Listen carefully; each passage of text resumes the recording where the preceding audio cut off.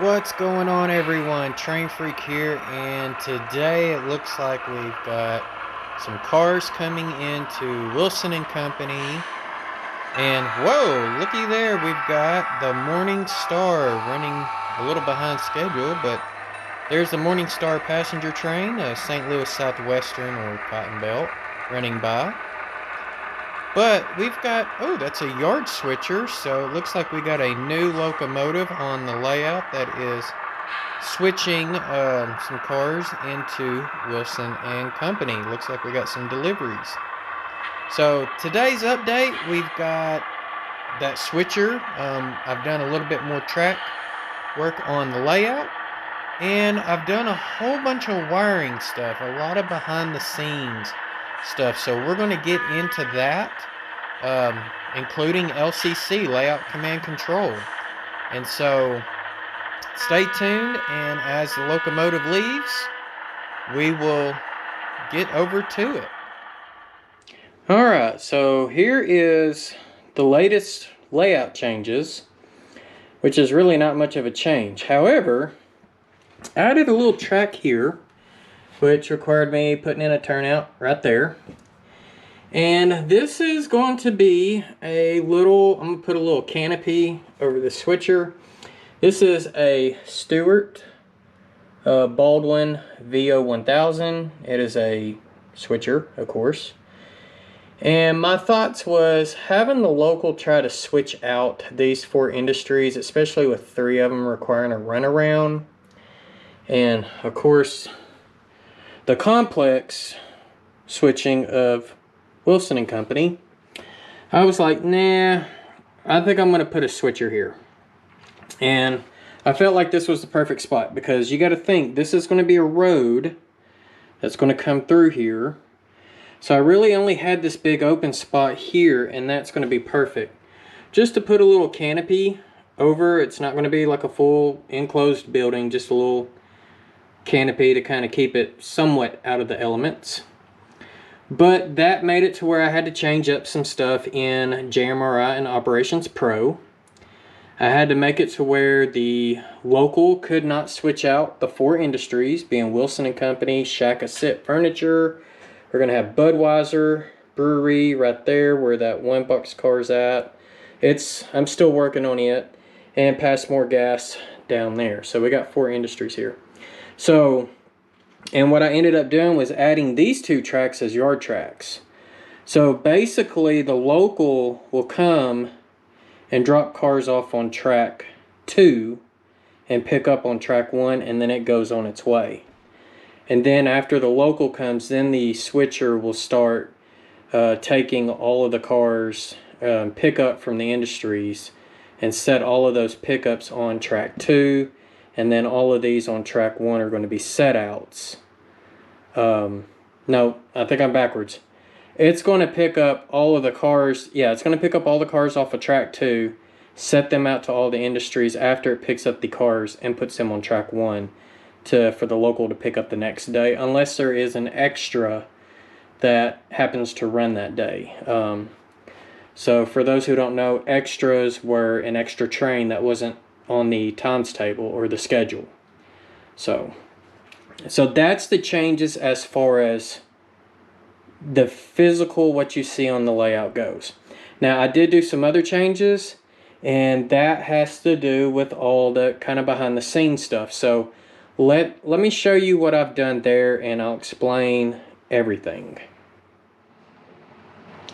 Alright, so let's start over here. So this is where the DCC system used to be. Now I've just turned this more into like part of the media, part of the studio. I'm still going to make some changes on it. My TV that's got my dispatcher screen will come down, and it will go up against the wall. I'm going to have two monitors up against the wall. That's going to actually give me a little more desk space, which is kind of a catch-all right now, but that's a future project. Alright, and if you're curious about the sounds in the background, I've got the DCC system on because I'm going to show you where I relocated it. Alright, so the reason I relocated it, because this is the end of one end of the layout, which is staging. We're going to have staging up here. That's already there. This is Jonesboro. Below, that's going to be another staging as well. Alright, I'm going to back up and try not to make you sick. So, we are easily 15 feet on that wall. This wall here, we are at another 20 feet. This is Wiener. We got another wall over here, 20 feet there. Hickory Ridge, another 15 feet here for Brinkley. Come out this way to where we're at, another 15 feet. 10 to 15 feet, and then of course it's going to go back towards Hickory Ridge about another 5 feet, and then that's the other end of the layout. Now of course it's bi-level, helix is going to be in the middle, but the way the wiring is ran, you're talking 120 to 150 feet by the time you get from one end to the other because of the way it goes around the room. Probably not that long. I mean, maybe 100 feet. Let's say 100 feet. So before, like I said, the DCC system and stuff was over here, so it was having to power all the way around the room. And so I was talking to Dick Bronson from RR Circuits about, you know, the LCC stuff, and he told me to get some different stuff. And so let me show you what I got and why I got it. Okay, so here is the brown cabinet that was holding up my DCC system on the other side of the room. Now I went ahead and brought this light switch over because this is what powers everything, and I'm going to have a second one of these for the nighttime effects. But because I don't have the bench work for the lower level, I just have it currently sitting here, but these will screw on and then I can put the fascia in front of it, which I have another box here, and I went to Home Depot and got another one of the outlets. So it's basically an outlet with what they call a pilot light. So you turn it off, of course everything goes off, and then when you turn it on, that lets you know that everything's on. And of course you hear all the tortoises and stuff crank up too when I turn the system on, which is typically normal. So this is what Dick Bronson mentioned to me. This is called DIN rail, and these are power supplies. And these are Meanwell power supplies. This one that I marked for LCC, this is a 15 volt, 6.5 amps. And then I've got this one here, lights. This is going to be for the Woodland Scenic Just Plug lighting. This is 24 volt, and it is 2.5 amps. Now Woodland Scenics does come with a power supply, which is 24 volt, 1 amp. But that limits you to 3 of their expansion hubs, and each expansion hub can do 1 or 4, up to 4 light hubs or sequencing hubs, whichever ones you pick. So I was like, nah, I'd rather have it to where I can throw on all of the lighting, because I'm like, I'm going to be using a lot more than that. And worst case, if 2.5 amps is not enough, I can always replace that and go with like a 5 amp or a 4 amp or a 3 amp power supply.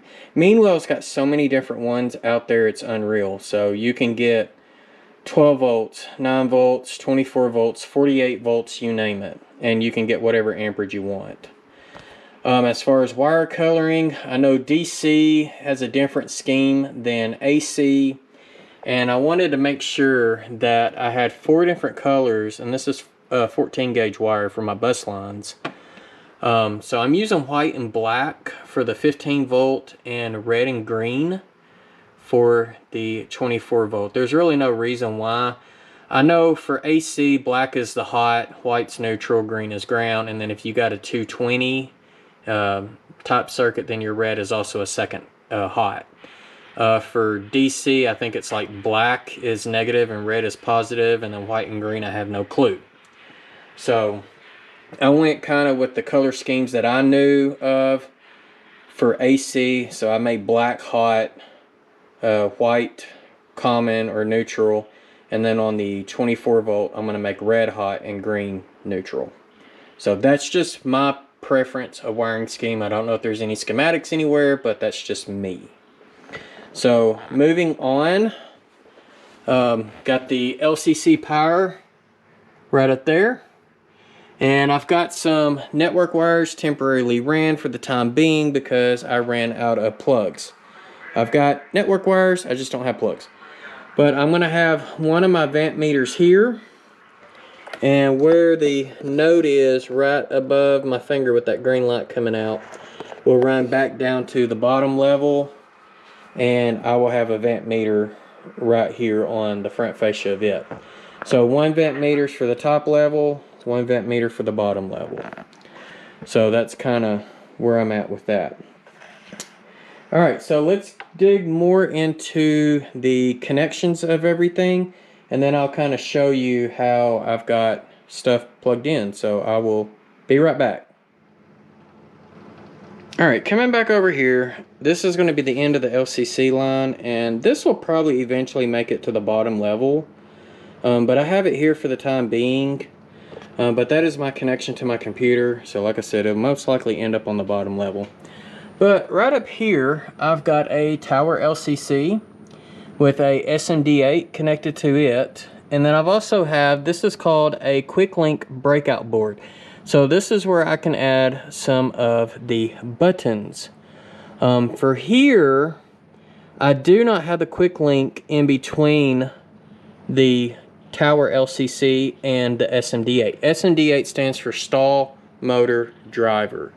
For those that you have the snap switches, they have a different board. You wouldn't use a SMD8. It's like a coil 8 or something like that. I'll have to look it up, but you can look on RR Circuit's website and see exactly what I'm talking about. They have a different board for the snap switches. But you can either put these in between, meaning that each one of these lines here will control one output. Basically, you could throw a switch with it. Or what Dick Bronson told me to do is he said put this on a separate I/O connector and do not put anything behind it, and I can program the buttons to do routes. So basically I could take 5 buttons here and make each button line up the 4 turnouts in this area for each of the individual tracks for staging. So I thought that would be pretty neat. Alright, coming from the SMD8, you can see there is this ribbon cable here, and it basically comes right here to a Tortoise machine with a Tortoise Tab. Now the Tortoise Tab does have, it just kind of snaps up there. I mean, just kind of goes on. You don't have to glue it or anything, no screws. It does give you all the screw terminals for all 8 ports. So I will be wiring frog juicers into that. But it's also got these jumpers here, and these jumpers allows 4 channels per 1 ribbon cable. So if we go back to the SMD8, it's going to be kind of hard to tell, but there's another 10-pin section there. So the bottom one will allow you to do channels 1 through 4, the top 5 through 8. You can have multiple tortoises assigned to one channel, like if you got a crossover, for example. But, you know, they just practically daisy chain all the way over there. So for this section, I just did an SMD8 with basically you know, just 4 tortoises for that area. Now if we come over to Wiener, I have my signal LCC right there, so that's the next node, and it's got a BOD8 on it, which we talked about in the past, and that is basically 8 block detectors. So BOD, block occupancy detection. So yeah, oops, sorry. And I'll get that set up later, but if we come over here, we've got another node, and this is another signal LCC, so I'll have signals connected to it as well. But I've got another SMD8 here. Now this is my difference, is I've got a Quicklink board here, and here's one of my buttons, which I'm having an issue with these. There's not a lot of documentation on it, but my button should not be flashing back between green and red. It should either be green or red, one of the two. So that's something I got to get figured out on it. But it should tell you, like, green, your turnout's closed. Red, your turnout's open or in the thrown position. And like I said before, if we're doing routes, green, hey, your route's lined up. Red, your route is not lined up. So this would be great for, like, when I don't have a dispatcher, I can control the buttons. But if I do have a dispatcher, we can set it up to veto, so certain buttons, aka the turnouts that are on the main line, are not being controlled by an operator. They're only being controlled by dispatch. So, but yeah, that's how I've got this one set up. The breakout board is between the signal LCC and the SMD8 here, which of course you see a lot of these wires, and that's because we're going daisy chaining.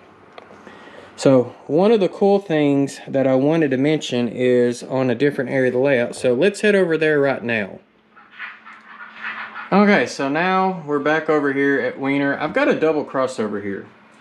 So we were talking earlier about, you know, the channels of the tortoises.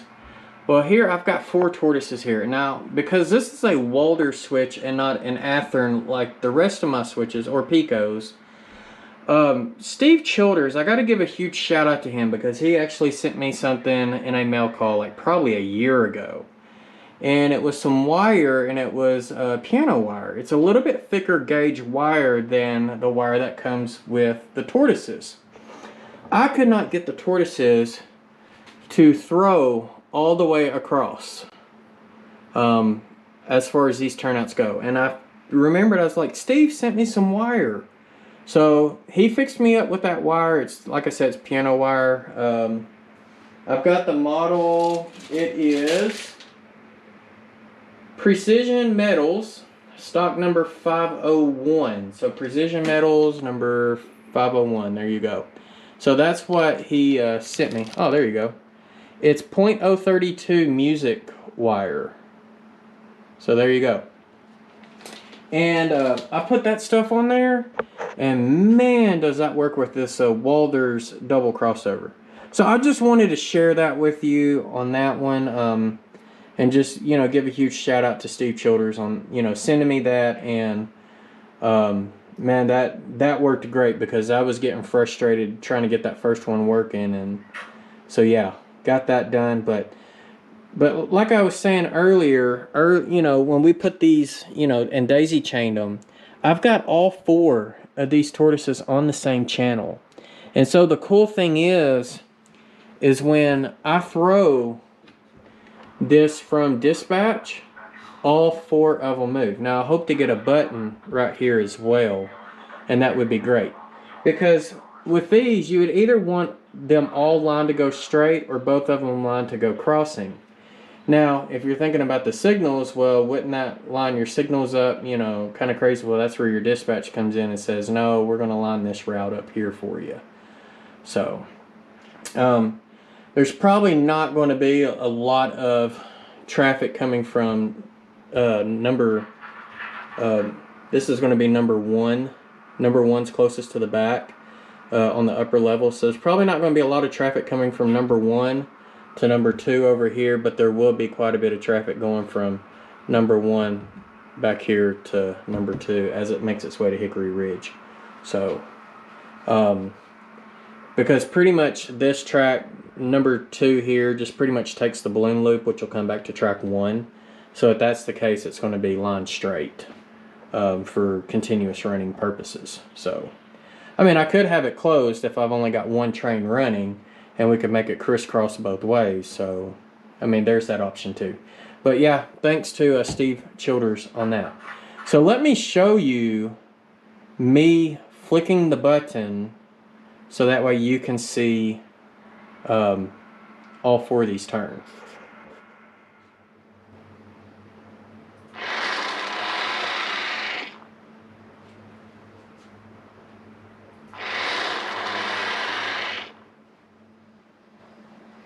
Yeah, I know that's kind of loud because of the sound that the tortoises make and whatnot, but I think if I've got trains running through the area, and of course you got people in here actually, you know, doing work and stuff, I don't think it's going to be that much of a distraction.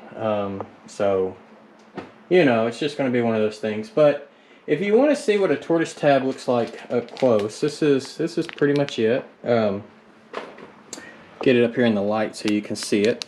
So this piece here just slides on the tortoise. No glue, no screws required. And it does give you access to all your terminals.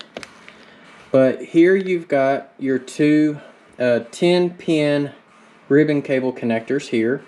And then you've got jumpers right here, and it's basically 2 jumpers per channel, and that's how you can choose which tortoise you want it to be. So that way, if you're switching tortoise number 7 on the SMD8, then your jumpers would actually be on number 3. And then once we get into the configuration of the nodes, which I'll show you in a future episode, so make sure you hit that subscribe and that thumbs up if you're interested in seeing that. Well, that's something we'll go over in the future. So, and they do have a couple of LEDs in the middle. One's red, one's green, and it kind of lets you know which way that motor's actually being pulled, if it's being pulled to the left or being pulled to the right. So, pretty cool. And then the other thing that I forgot to mention on the SMD8 was, about that bus wire, I have to run feeders, which I'm using 20 gauge zip wire to do that. And you run it to the SMD8, and here's my wire right here, and that's actually what powers it. And so on this wire, I'm actually using red for positive and black for negative. So even though I know the bus line, I mentioned black's positive on my jumpers, red's positive. So, and we're just going to do it that way. So other than that, that's really the update that I've got for you this week. I wish I had the buttons figured out over there, which it's still flashing. I don't think you can see it on camera. Maybe you can. So that way I can go ahead and start looking at doing some fascia stuff as well. It'd be really cool to be able to get that going and whatnot. But hopefully I'll have that up on the next week and get some of this network wire that's kind of just dangling. Get that fixed too, since I've got some plugs for that. So other than that, I'm going to let y'all have at it. Have a happy Father's Day for all you dads out there. I know we celebrate Father's Day on June the 19th in the U.S., which is also Juneteenth. From my understanding, that is a national holiday. It's to recognize the end of slavery, which is a great thing in our nation. So happy Juneteenth for all of those out there as well. And as far as Sidetrack Sunday, I know tonight would have been my week to host. However, I've got other plans, so I'm not going to be able to make it tonight. So Ray Boebel will be covering for me this week for Sidetrack Sunday. So make sure you, visit him tonight at 8 o'clock Eastern. I most likely will not be in attendance, but I might be able to catch the end of it, depending on how long Ray stays. So, other than that, y'all be safe out there. Have a happy Father's Day, happy Juneteenth, and happy railroading.